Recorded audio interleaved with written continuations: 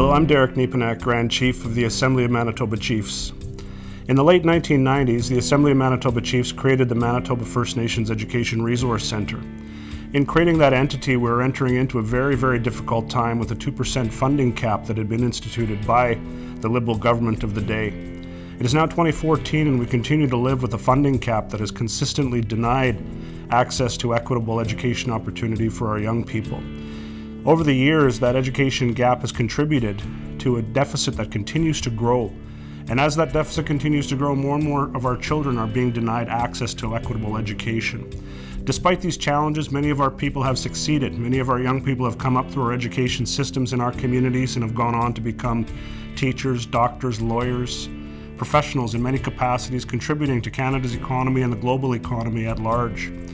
Now, despite this, we're calling for change. We recognize significant investment needs to be made for First Nations education in our communities. We look at the situation here in Manitoba. Many schools need to be built. Many communities need to have the opportunity for their children to go right from kindergarten all the way through to grade 12, right in their home community, as opposed to being displaced in an urban center to go through culture shock, as well as face the challenges of completing their education. We have seen the creation of a working group or an expert panel, a national initiative, which has failed to look at the hard numbers. It has failed to quantify that growing gap in education that we're experiencing in our communities. That failure has led to what I believe to be piecemeal and ad hoc political enticements made to some leadership across Canada. I'm asking leaders from across Canada to take a look at your own jurisdiction, in your own ancestral territories, and determine whether or not the offering from the Government of Canada is an appropriate investment to transform education.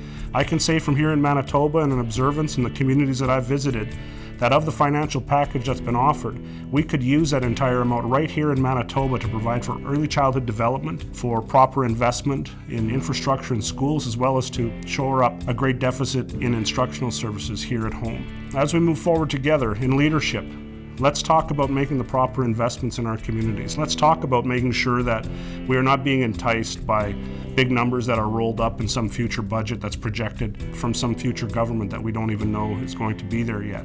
In closing, we have to reflect upon what an adequate investment in First Nations education would be.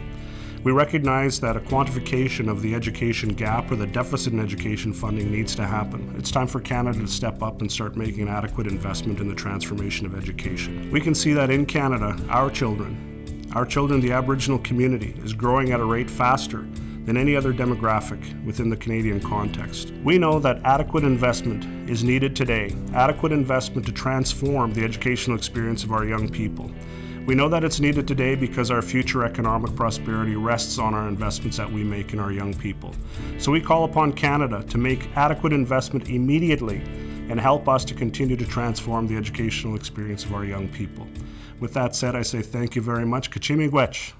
Thank you.